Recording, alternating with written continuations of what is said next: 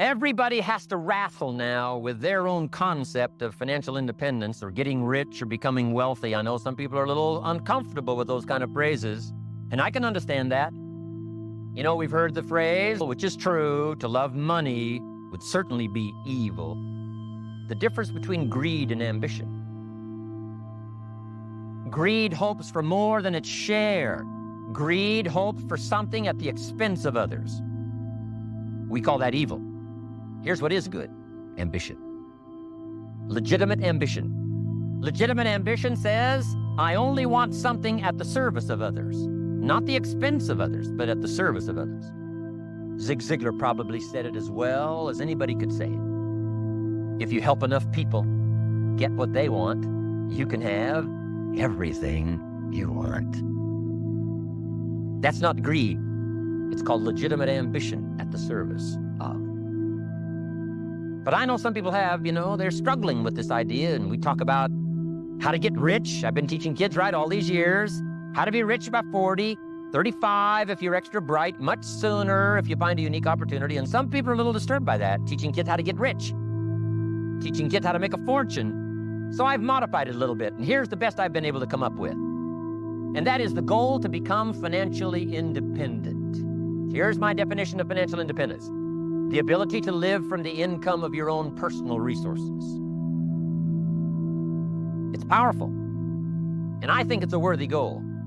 I think it's a worthy and legitimate ambition.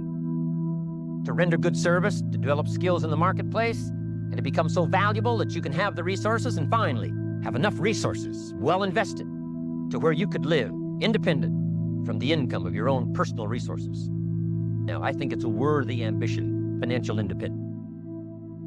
Here's 2 or 3 more parts of financial independence. Number 1, keep strict accounts. This is the best of disciplines. Keep strict accounts. Did you ever hear this expression? It just gets away from me. It just gets away from me. Oh, we'd love to turn the world over you. It just gets away from you. Come on, you got to have better disciplines than that. I don't know where it all goes. Did you ever hear that? I don't know where it all goes. Oh, we'd love to have you run our company.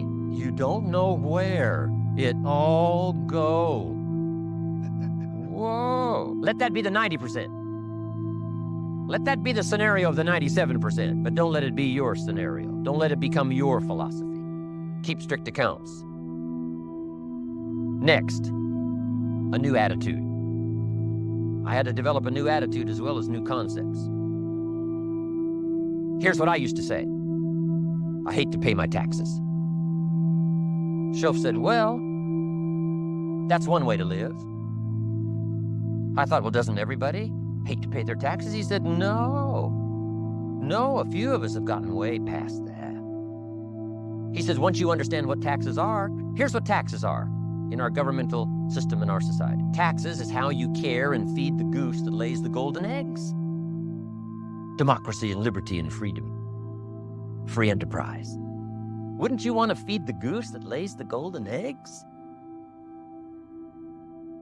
Somebody says, well, the goose eats too much. That's probably true. I understand that. Of course that's true. But see, better a fat goose than no goose. And here's the truth be known. We all eat too much. Let not one appetite accuse another. Of course, the government needs to go on a diet. So do most of us. But hey, you still have to care and feed the goose that lays the golden eggs once you understand that that's what it's for. See, it is so important, the right attitude. Here's what I used to say: I hate to pay my bills. Shoaff said, well, that's one way to live. I said, well, doesn't everybody hate to pay their bills? He said, no, some of us are way beyond that. I said, is it possible to love to pay your bills? He said, yes. Reduce your liabilities? Increase your assets? Wouldn't you love to do that? So start a whole new attitude here. Next time you pay $100 on an account, put a little note in there and say, with great delight, I send you this $100. I mean, they don't get many letters like that. Reduce my liabilities, increase my assets. My picture's changing. My picture's improving. I love to pay my bills. Keep the money in circulation. Pay my taxes. Feed the goose that lays the golden eggs.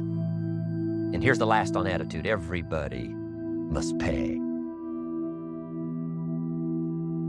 Of course, life is called opportunity, but life is called price. But we must all pay. We must all share. One of the classic stories of all time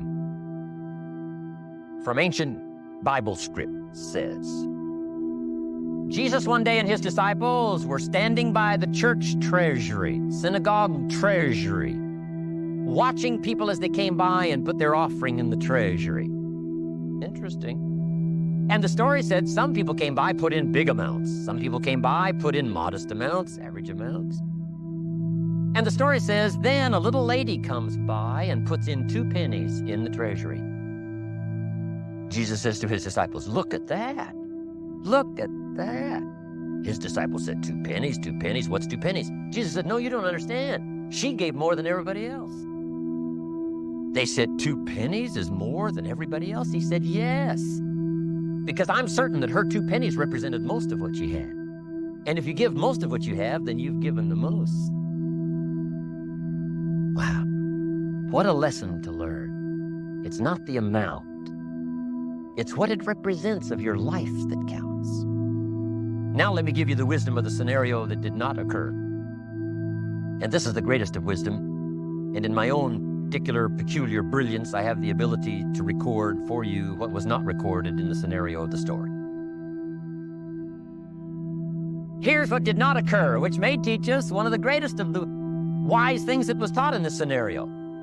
Here's what did not occur in the scenario. Jesus did not reach into the treasury and get this little lady's 2 pennies and run after her and say, here, little lady, my disciples and I have decided that you're so pitiful and you're so poor that we've decided to give you back your 2 pennies. I'm telling you, that did not occur. If it would have occurred, she would have been what? Insulted. She would have rightfully said, I know my 2 pennies aren't much, but it represented most of what I had. And would you insult me by not letting me contribute what I wanted to contribute, even if it's only 2 pennies? I'm telling you, that did not occur. Here's part of the wisdom of the story that was not recorded. Jesus left her pennies in the treasury, meaning everybody has to pay, even if it's only penny. That's the key. And whether you start with pennies or whether you start with dollars or whether you start with nothing, remember, part of the scenario is to spend, of course. Part of the scenario is to invest, and part of the scenario is to show a profit. And part of the scenario is to help take care of people who can't take care of themselves. If you'll set up your own philosophy, I'm not asking you to buy my philosophy. I'm not asking you to adopt my numbers. I'm only wanting to provoke you to think, for you to come up with a splendid economic philosophy that's got you up early and got you up late. It's got you thinking and pondering ways to use your resources and turn it into the dreams you want for the future.